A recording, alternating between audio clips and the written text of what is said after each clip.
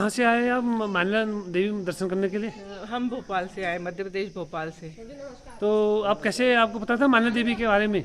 मानिला देवी के बारे में जानकारी नहीं थी। यहाँ पे साहित्यिक हमारा एक संगोष्ठी है, 3 दिन की सेमिनार है। सेमिनार है। उस सेमिनार में हम लोग देश भर से लोग आए हैं, 100 के करीब लोग आए हैं। तो आप कभी हो? हाँ, बच्चों के भी लिए लिखते हैं, बड़ों के लिए भी लिखते हैं। हाँ। तो आपको ये मानिला में कैसा लगा? अरे सर, ऐसा लग रहा है स्वर्ग में आ गए। हाँ, तो ऐसा प्रकृति ने मतलब खुले दिल से यहाँ सौंदर्य दिया हुआ है।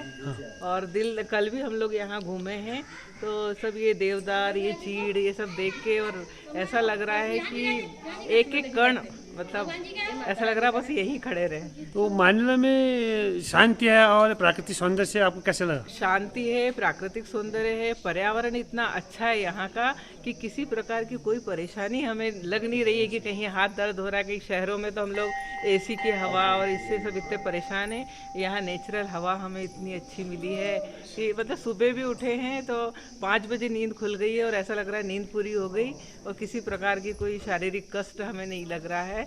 तो एक तरह से देख के लगता है कि जो यहाँ के लोग हैं, पहाड़ी लोग हैं, ये लोग बड़े भाग्यशाली हैं कि इनको इतना अच्छा मतलब भगवान ने मौका दिया है कि वो प्रकृति के करीब रह रहे हैं, वो बहुत स्वस्थ हैं। और ये भी देखा है मैंने यहाँ की जितनी, मैं कल से ऑब्जर्व कर रही हूँ, जितनी महिलाएं हैं, किसी के हमें फेट नहीं दिखा है। जो हम मोटापे से सब परेशान हैं, तंदुरुस्त है बिल्कुल इतनी की फिट दिखी है सारी महिलाएं और एक्टिव हैं। देख रही हूँ कि वो कैसे मतलब पानी सिर पे भर भर के ला रही हैं दूर से। और देख के थोड़ा मन में ये भी लगा कि जो पहाड़ों से पानी हमारे पास आता है, हम लोगों के पास नदियों में, झीलों में आता है और हम लोग उसका सुख भोग रहे हैं, पहाड़ों पे पानी की कमी है। तो ये देख के लगा। और दूसरा कि जल कितना महत्वपूर्ण है, यहाँ के लोग कैसे पानी को संभाल संभाल के खर्च कर रहे हैं। तो ये भी एक सीखने की बात है कि भाई जल हमें मिला है प्रकृति से, अगर पहाड़ों से हमारे पास तक जल आ रहा है तो हम उसका दुरुपयोग नहीं करें, उसको संभाल के खर्च करें। उसका अभाव यहाँ देखने को मिलता है। हाँ, वो पानी का संरक्षण करना चाहिए, संरक्षण करना चाहिए। हाँ। कल से हम देख रहे हैं कि कैसे पानी को थोड़ा थोड़ा करके इस्तेमाल कर रहे हैं। तो हालांकि मैं करती हूँ, मैं कभी भी दुरुपयोग किसी भी प्राकृतिक संसाधन का नहीं करती हूँ, तो मैं करती हूँ। लेकिन हाँ, ये लोगों के लिए सीखने की आवश्यकता है कि देखो, जैसे बोलते हैं ना, ये आँख दुनिया देखती है लेकिन अपने आप को नहीं देख पाती है। ऐसे ही पहाड़ों से पानी सब दूर जाता है लेकिन पहाड़ पे पानी का अभाव है। तो उस बात से देख के लोगों ने पानी का संरक्षण करना चाहिए। और जगह को तो क्या कहूँ कि स्वर्ग में खड़े हैं हम। तो हमारा सौभाग्य है कि हमें यहाँ आने का अवसर मिला। नहीं तो अभी अगर नवंबर दिसंबर आते ना तो यहाँ से हिमालय की रेंज दिखाई देती है। पंचाचोली, नंदाघूट, चौखंबा की पहाड़ी दिखाई देती है। ये बताया हमें, तो हम कोशिश कर रहे हैं ऊपर। वो बोलते हैं कि थोड़ा सा मौसम साफ हो जाए, ये क्या आग लगी हुई है। आग लगी ना, जो धुआं हो रहा है धुआं उसकी वजह से। नहीं तो हिमालय दिखाई देता है तुमको। हाँ, बताया। फिर वो लोग बोल रहे हैं कि सुबह थोड़ा सा दिखा था हल्का। तो हम भी देखेंगे। रात को भी बोल रहे हैं कि अगर मौसम साफ रहा तो दिखेगा। तो हम पूरी निगाह गाड़े हुए हैं कि हमें हिमालय के दर्शन यहाँ से करना है। पंचाचोली, नंदीघूट, चौखंबा यहाँ दिखाई देते हैं। पंचाचोली 5 पहाड़ियाँ यहाँ साफ दिखाई देती है ऊंचाई पर। हाँ, ऊंचाई पे लगता है कि नजदीकी है, लेकिन तो नीचे जंगलों में आग लगी है, उसकी वजह से धुंध पड़ गई, गर्मी हो गई। बिल्कुल सही है। तो आपका ये 3 दिन का प्रोग्राम है यहाँ पर? हमारा 3 दिन का। हम लोग यहाँ से 11 को जाएंगे। कल रात को आ गए थे। अब 11 को मॉर्निंग में निकलेंगे यहाँ से। तो आपको यहाँ कविता होगी, पाठ, कविताएं हैं, बच्चों के लिए प्रोग्राम है। बच्चों को कैसे साहित्य बच्चों तक पहुंचाया जाए, उस पर चिंतन मन, कई सारी बच्चों को लेके चीजें हैं। मतलब विशेष रूप से केंद्र में बच्चे कि बच्चों को लेके हम लोग क्या कर सकते हैं। तो आपको मानिला में कैसा लगा? आपका जो मानिला है, देवदार का पेड़, वही मैं बता रही हूँ कि कल हम वहाँ तक घूमने भी गए। दूसरे बात हमने वो देखे हैं, सियार देखे हैं कल, खुले आम ऐसे घूमते हुए। हिरण देखे कल, खरगोश नहीं दिखे। और दूसरी बात है कि कल थोड़ा सा नया अवसर है। हम 2 ही लोग साथ में थे तो हम आगे, बहुत आगे तक नहीं गए। डर लग रहा था कि जंगल घने हैं।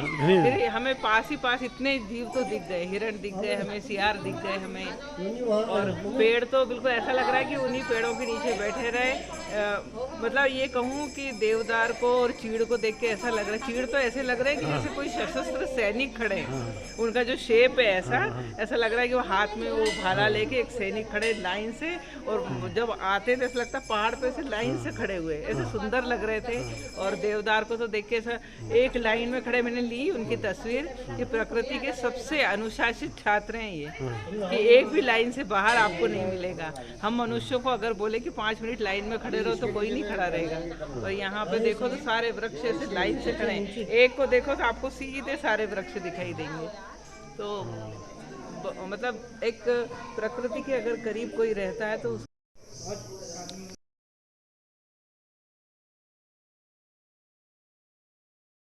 अब कैसे लगा ये सीन देख के?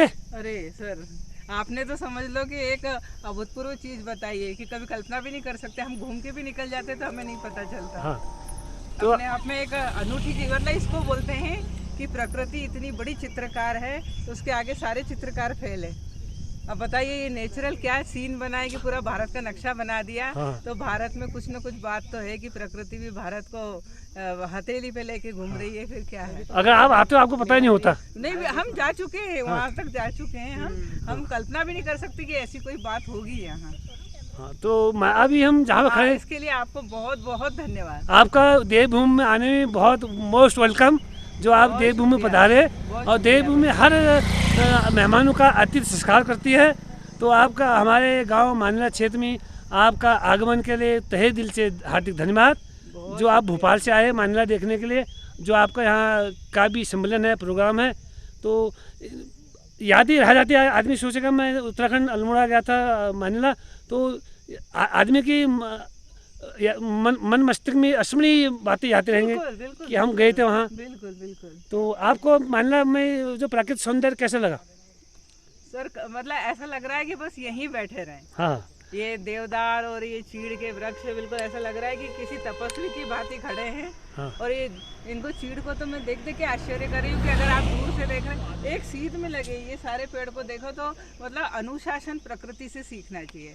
और जो अनुशासन में रहेगा वो ठीक रहेगा। आज ये वृक्षों ने कितनी ऊंचाई पाई है, तो ये बता रही है कि अगर आप अनुशासन में रहोगे तो आप ऊंचाइयों पे जाओगे। हाँ। तो आप टोटल भोपाल से कितने आए आप? भोपाल से मैं अकेली आई हूँ। अकेले, और बाकी दिल्ली से आए होंगे? हाँ, सब अलग अलग जगह से आए हैं। हाँ, तो आपका 3 दिन का प्रोग्राम है यहाँ पर? 3 दिन का।